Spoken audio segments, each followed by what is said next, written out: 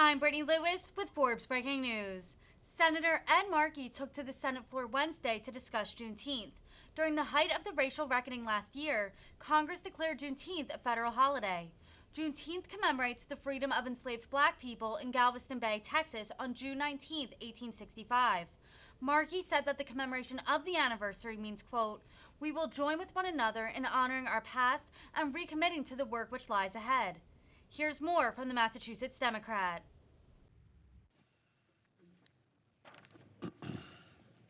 Mr. President. The Senator from Massachusetts. Thank you, Mr. President.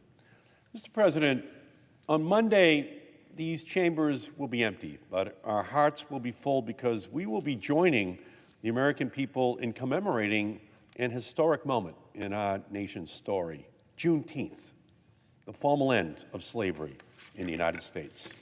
1 year ago today, we stood together across party lines to pass this legislation to memorialize this important day as a federal holiday.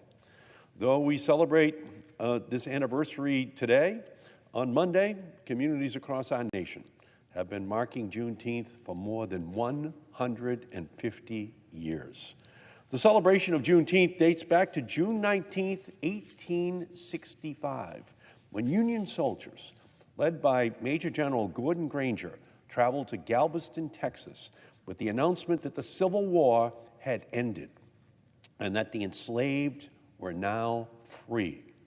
This was 2.5 years after the date of President Lincoln's Emancipation Proclamation. Either the news of Lincoln's order had not yet reached many, including those in Texas, or local officials refused to enforce the Emancipation Proclamation. Decades later, I introduced, along with my partners in service, Senators Cory Booker and Tina Smith, and Representative Sheila Jackson Lee, the Juneteenth National Independence Day Act to honor the day that these Americans took their first steps into freedom and finally made Juneteenth a federal holiday. On June 17, 2021, I was honored to stand with Vice President Kamala Harris, Senator Smith, Representative Jackson Lee, Senator Cornyn, Senator Warnock, and Ms. Opal Lee, while President Biden signed the National Juneteenth Independence Day Act into law. And why do I mention Ms. Opal Lee? Well, because she's the grandmother of the Juneteenth movement, who fought for years to make Juneteenth a federal holiday. From Fort Worth, Texas, an activist and educator who walked 2.5 miles every day fighting for the United States to finally have Juneteenth a federal holiday. And at the age of 94, she saw that become a reality in the White House. And in doing so, Juneteenth finally took its rightful place amongst other federal holidays so that all Americans in all states can celebrate Juneteenth just like they celebrate Memorial Day. The same way they celebrate Martin Luther King Day, they now celebrate Juneteenth. Juneteenth is a holiday that requires us to remember, reflect, and recommit to the principles that undergird our nation, liberty and justice for all, but that we have never fully embodied. We continue to strive to live up to these principles today.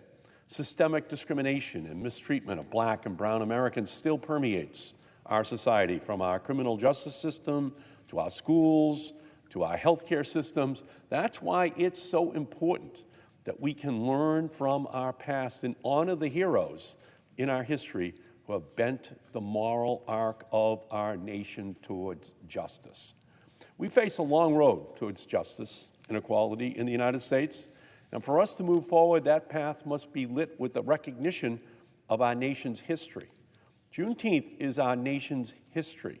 Disparities and injustices reflect the unfulfilled promise of a nation built upon the notion that all people are created equal. And it has roots in our nation's original sin, slavery, a crime against humanity that we have for far too long failed to fully acknowledge or to address. In commemorating Juneteenth as a federal holiday, we will not fulfill our obligation to right all these wrongs or fix what remains broken. But it is the truth of our history. We must read these missing chapters to understand our national story of freedom and independence. And right now, in red states across the country, extremists don't want us to learn from our own history.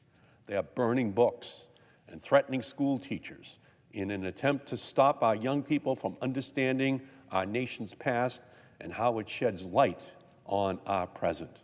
These extremists are afraid that learning about our nation's history, including many dark chapters, as well as the many triumphs, is a threat. And instead of empowering our children to learn from their example, they wish to silence the stories of the brave women and men who have fought for racial equality. And those who continue to fight today follow in that tradition. Critics say that this discourse will divide us, but that couldn't be less true. More than 150 years since the freeing of the last slaves in America, our nation stands at a crossroads on our path to racial justice and equality.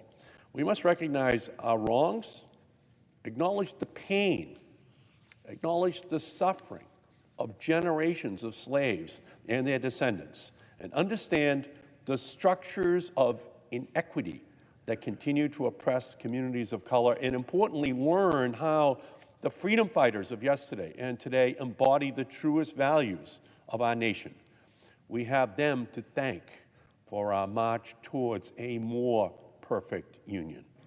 But there is more work to be done. As Miss Opal Lee said when talking about Juneteenth as a unifier, I truly believe that we can do so much more together rather than apart. Together, thanks to the work of this chamber and so many Americans across our nation who have fought to tell the full story of our past, Americans will commemorate Juneteenth on Monday. In doing so, we will join with one another in honoring our past and recommitting to the work which lies ahead. Thank you, Mr. President, and I yield the floor.